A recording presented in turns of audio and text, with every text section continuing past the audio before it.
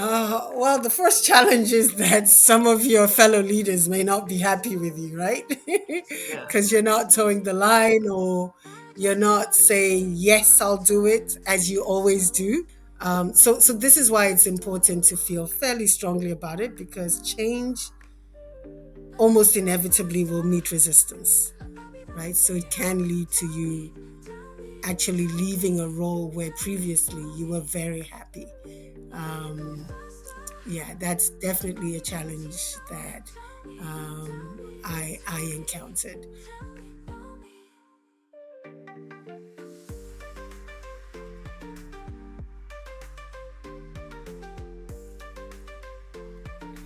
Good morning, good afternoon, good evening, depending on where you are, and welcome to another edition of the Becoming Podcast, Conversations in Self-Actualization. This week, we'll be speaking to Rachel Toku-Appiah, the founder of Rachel Toku-Appiah Associates, who, just because I do these introductions more relevant to their roles in my life, has been a friend and a mentor, and one of the people that I look up to for a long time. So looking forward to hearing from her about her experience and what has shaped her into where she is and who she is right now. Rachel, welcome. Thank you so So, much, Kadi, and thank you for your kind words. of course. So I guess let's dive right into it. We start off these conversations by just trying to find out who people are, and I've just introduced you through your job title. But can you tell us in your own words who you are in the process of becoming at this stage? Who is Rachel, and is that who you wanted to be in the past? Thank you. So I think the short answer to that actually is I'm becoming someone that I'm comfortable with. You know, this is a question that I've had to sit with for some time, just reflect on, and really interrogate myself so I can be as honest as possible. You know, as you get to know me and you know me already, you'll understand that honesty and integrity are important to me. And so it's important that I answer this question in a way that I feel is being really honest. And I feel that from a very young age, I performed well academically, was even tempered, you know, and that earned me a lot of praise from the adults around me. Not necessarily other children, but I believe I was enough. I threw myself into pretty much everything, always giving it my best shot. And so, you know, I feel that the constant praise and admiration over the years resulted in a state of being where without it, I would feel that whatever I was doing wasn't right or not good enough. You know, basically, it took me a while to get to the place of being myself, right? Mm. And figuring out what I wanted to do, and being okay with doing that, even if it didn't necessarily receive huge amounts of praise from other people. I've always been very socially oriented, always wanting to care for other people. That has been my orientation. And I've had the privilege, to be very honest, of doing that in my various roles. I've been able to be intentional and make choices. But now where I'm at is that I feel I have more balance. And that has been a journey. I could be and do things I wanted to, but being happy and comfortable with where I am, that's taken me a while. And there's still room for improvements, but I'm comfortable now with who I've become and the work that I'm doing. Thanks. Oh, excellent. It's I just listening to you. Um, it's so similar to the journey that I've been through, except I wouldn't have described it in the same way, just in terms of the positive affirmations that you get from, being accepted and having that be the thing that shapes you. So it's interesting for me, I think, just afterwards to interrogate myself on whether that is what shaped me into being, somewhat of a people pleaser, or someone who's defined by external validation. So if you describe your journey broadly, What got you to be able to detach from external praise and validation and start focusing on your own happiness? What facilitated that for you? I think it's where I realized in some of my work roles that there were things I could do that may please the organization I worked for, but didn't sit well with me, right? So that's when I would be like, but why not? And that's because it wasn't who I am. Like, equity is really important to me. I believe none of us choose which countries, which communities, which families to be born into, right? We don't choose the socioeconomic bracket we'd like to grow up with.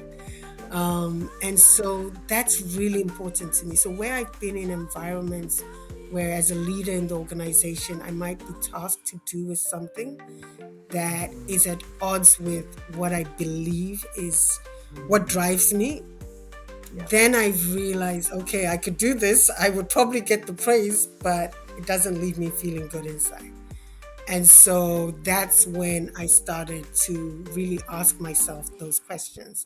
What is important to me? And given that, in future organizations I work with or work for, how do I look for those qualities so I don't find myself in this dilemma of just not feeling comfortable about what I'm being paid to do, right? Because it's a job and you get a Yeah. salary at the end of the month and you're expected to follow certain instructions. So I think that's what helped me when I joined, some organizations where some things didn't sit quite so well with me. I started to really start ask myself, what do I want to do? What is in line with my values and my aspirations. And I can imagine that And I don't know if you uh, want a timeline. Sorry. well, do give us a timeline because that might help just in terms of, you know, are there specific times in your Am life? I? Was it linked to the level of responsibility that you had in your job? Was it, what was that? Yeah. I would say it was probably sort of probably in my third job. It took me a while working for different organizations, but definitely came also with the level of seniority and the Yeah. experience, right? I'd experienced one work environment, experienced the second, and then the third one. And now, I was in a senior role and I was able to see that. So just to say, you know, none of us should beat ourselves up when it takes a while, but Yeah. it does come sometimes with experience. Not It everyone does. knows And I from the think get-go. also just your level of comfort with yourself, your the reduced need to justify yourself because you've proven your capabilities.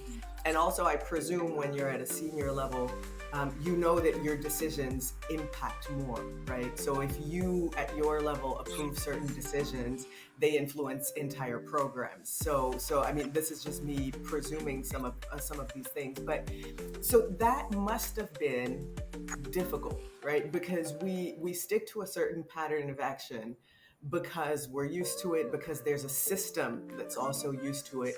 What are the challenges that you faced when you decided you were going to do Rachel? Well, the first challenge is that some of your fellow leaders may not be happy with you, right? Yeah. Because you're not towing the line, or you're not saying, yes, I'll do it, as you always do, right? Mm, So you behave differently to what people have come to expect of you. mm, And so there is going to be pushback, right? yeah. And people trying to convince you otherwise. So this is why it's important to feel fairly strongly about it, because change almost inevitably will meet resistance, right? It's that changing direction, doing things differently is going to require you to overcome a certain measure of resistance. And that, I think, um, those are some of the challenges where people might not Well, you're certainly not going to get the positive reinforcement you were used to Mm, getting. Um, so you might even question yourself: is this the right thing to do? Should I yeah. pursue this? There's no support for it. It's like you're on your own. Um, but and you may then find that continuing to work in that environment is also uncomfortable, right? So it can lead to you actually leaving a role where previously you were very happy. Um, Yeah. yeah, that's definitely a challenge that I encountered. But in the long run, I think it was worth it to stay true to who I am. And this is Yeah. something that we keep hearing from people, and I think the first podcast we recorded last week, this came up as well in terms of having to redefine what is important to you, and losing then the boundaries or the what we called it, a receptacle of what makes you you. How were you able to deal with that, like when you lose the things that, the external validation, the comfortable or secure job, the what are the things that helped you deal with that? You know, I think for me, faith and family have been Yeah. two really important factors. The belief that what I wanted to do, or what I was, pivoting to do, a different way of being, was very much aligned to my faith and my values. That for me has been important. And also family. I've been fortunate. I've had a spouse where when I've questioned remaining in a particular job, and considering leaving, has always said, I will support you with whatever decision you decide to make. And so that has been a blessing. So, and I think, again, there is a certain amount of privilege, I will, in being able to make a decision and know that financially, at least, or this is not going to impact you keeping your kids in school, Yeah. or you losing your home. I know it can be more difficult for others, but I've had that benefit: faith, the the love and care of family and friends, Mm. and also having the benefit of some resources that Mm. I can continue to use while I make the transition. What So the family is straightforward because you've talked about your spouse. Where did the faith come in, and when did it come in? Is it something that you grew up with that sustained you the whole way? Is it something that you developed part way? What does that look like for you? Yes. So the faith is, I would say, how some people say you were born into it. It Uh-huh. has been present for as long as I can remember. My parents going to church early on, having Bible studies at home, like that has just been an ever present part of me. What they did always encourage and reminded me is you've got to believe for yourself, right? So having and asking questions, but it has always been around me, and Mm. I have had the benefit of seeing it lived out around me, both in family, in friends, some classmates, and even different faiths. But realizing that there were really some core commonalities. This thing of service to others, caring for others, has just always been, yeah, a part of my environment and part of who I am. That's Um, great. It's many people that we talk to. do reflect on the importance of being able to hand it over to someone that is bigger than you, or something that is bigger than you. So it's an absolute chance, I think, that you had, or luck that you had to be born into an environment where that was important.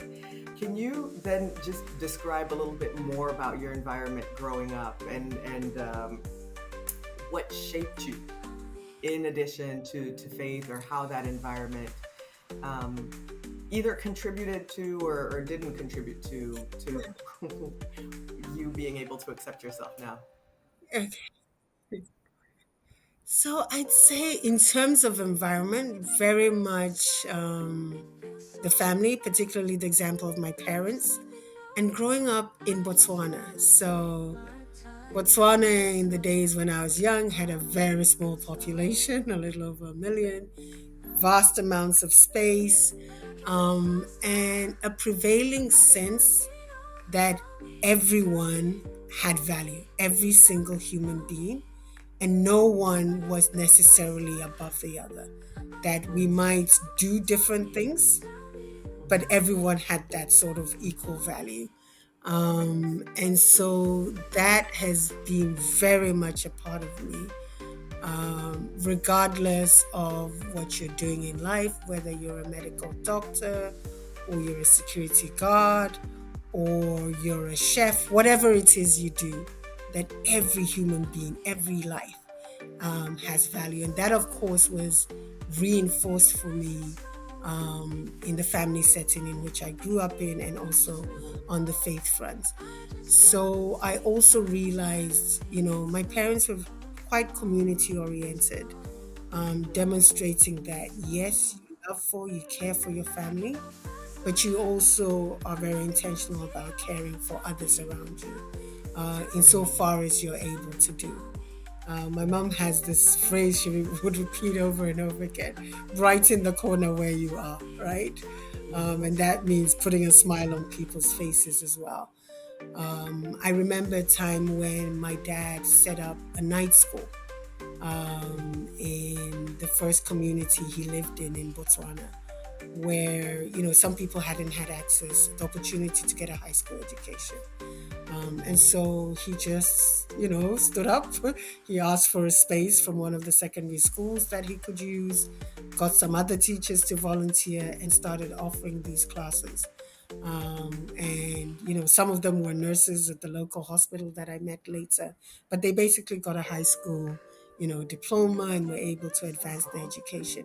The government eventually took it over. It became, but no one asked him to, no one, like, he saw a need in the community and he stood up for it. Or there was an alleyway in sort of the complex, was a bit of a large complex where we lived, and sometimes, during the rainy season would become overgrown, and he would go and he would weed it, right, and cut the grass, and people would query him like, why are you doing this? And one day he's like, you guys walk there too, don't you? You play there.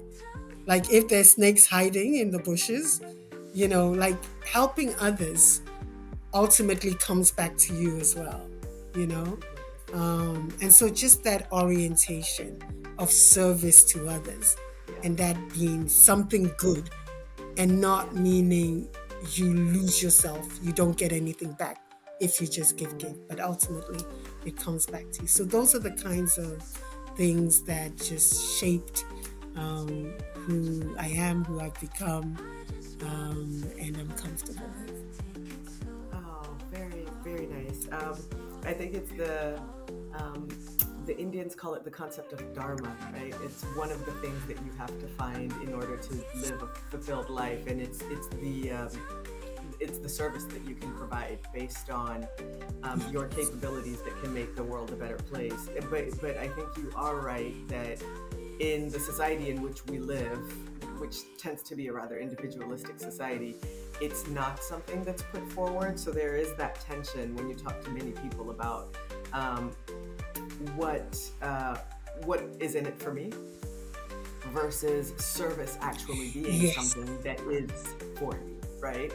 And I think that that's one of the yes, tensions that I don't know if you have advice for people. It's like when people say, or when people would say to your father, I thought that was a brilliant question, because they did have an immediate stake in them. But sometimes, even if you don't have an immediate stake in it, you do have a stake in the world being a better place. But that's something that is hard. I mean, even sometimes for myself, for people to see. Do you have any advice on how we deal with that?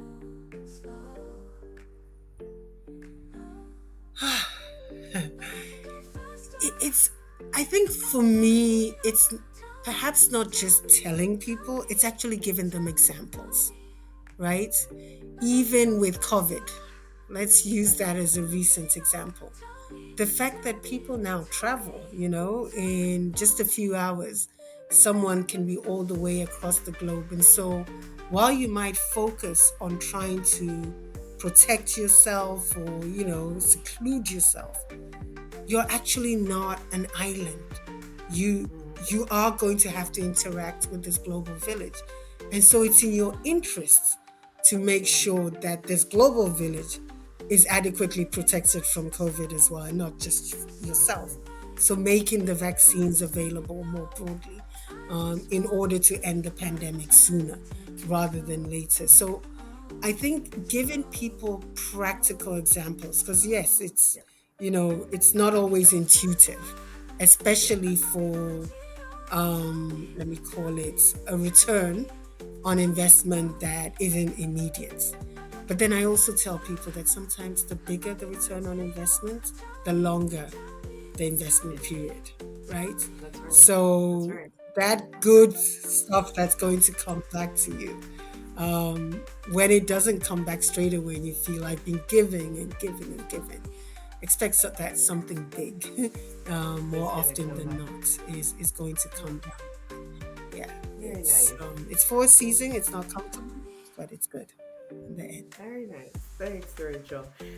So you've talked about some of the positive things, and I think you started off with a lesson, but perhaps what is the biggest lesson, the hardest lesson, that you had to learn about yourself? And I know you started off talking about, you know, how you had to become, and so there was a lesson in that. But is there another one? I think realizing not everyone thinks like you. Sometimes I would act or do something expecting a particular response, right? Because you're thinking that people will respond the way you do, or in the way that you're really supportive and you're trying to encourage everyone else to be a better version of themselves. And, you know, things like stabbing people in the back, or like that's just not you. And you're expecting that everyone around you has a similar orientation, Yeah. and that was a difficult thing for me, not just to learn, but to accept that people are different and have different motivations. And that's okay, that's them. It's not me. It doesn't have to be me. And I don't have to make them like me, right? I can still make the positive change that I can. I can do the things that are in my control, and move forward. But I think wasn't that was a tough lesson. It's accepting that someone is different, maybe quite the opposite of who you are, even in values. Um, but allowing them not to stop you continuing to do what you can do. And just accepting you may not be able to influence them or change them. It's basically learning to accept, in one sense, a no, right? And move on. That I think, wasn't easy, but almost a decade ago, I started saying, look, there are two kinds of people in different organizations. Some are Yeah. there for the mission and really want to get things done, and they're as gung ho as you are. And some are there Uh, because they want a job, right? And so, how they approach things, when people have a different objective, it's likely to be different, right? In terms Huh. of their approach, because they're heading in a different direction, even though you're in the same boat, so to speak. How did you get there? What helped you accept that? Because I think that's one of the things I haven't necessarily accepted yet. Just the reality that people are different. You know, it's how do you make the case for accepting that?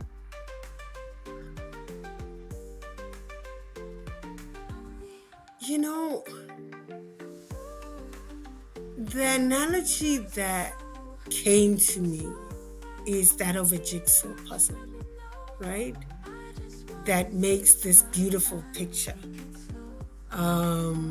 Some of those scenes where you have quite a bit of grass or a bit of sky, and there are lots of blue pieces or green pieces. And even though some of those pieces aren't particularly pretty, or you might feel they are not necessary because, oh, it's just another blue piece, right? And there are 1,000 blue pieces. Or it's just, without them, actually the picture isn't complete, right? You know how we don't like resistance. Ideally, we want everyone to be on board, but sometimes that resistance is actually what helps us move forward. When people don't accept your idea straight away, or sometimes they even fight it, it makes you pause and think, wait a minute, is there a better way that I could do this? Is the point that they're raising, is it a valid point? So I think realizing that resistance and challenge is not always a bad thing, right? It's like the athlete that goes through the pain of training, right? And the intensity of training for a few months so they can compete at a world-class level. But if they didn't do that, they could have an easy time of it, right? And not push themselves. But they're not going to get to that level. So I think for me, it was accepting that everyone has a role. I believe everyone's being created by God, right? I may not understand why someone's a particular way, but me not understanding it Yeah, doesn't make it like absolutely wrong, right? yeah, They are who yeah. they are, and they've got a role to play. I might not have figured it out yet, but somewhere in the picture, their presence is completing the picture. And any resistance or position I get, actually, let me try and see the silver lining in it and figure out how I can use that to help me get to a better place. Yeah, That's a good one. It's jigsaw a good puzzle. one. I think it's the answer is rooted in faith, right? But it's also rooted in positivity, in that sort of positivity and acceptance that everything happens for a reason, and that you just have to look at it glass half full. I will try to apply it. I can't promise it's gonna work, It's but not easy. Like, I'm not saying it's easy. And this didn't happen like instantly, like, ooh, I love that this person's challenging me. I like this that this person's stabbing me in the back or trying to pull me. No, no, no. It didn't come that yeah, no, easily. no, But over time. we'll definitely try. But I think that's a good one to sort of land on. Maybe if I can ask you then, in this process of becoming, which you seem to, I don't think have mastered is the right word, but which you seem to be very in tune with, what is the one takeaway that you want the audience to go away with? What helps you become more easily?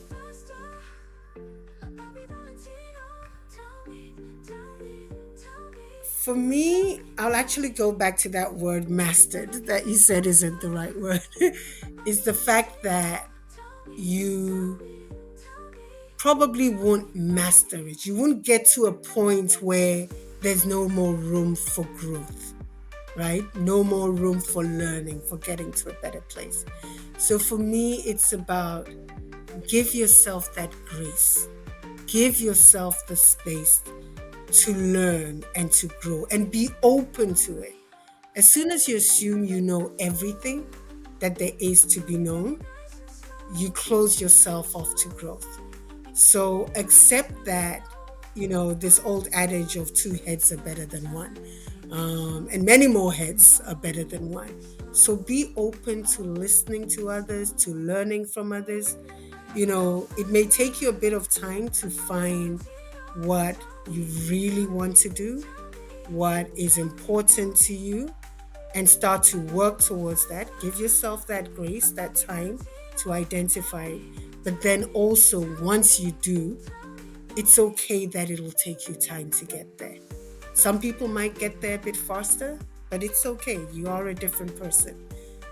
So, in parting, I would say be open to growth, be kind to yourself, and accept that all good things take time.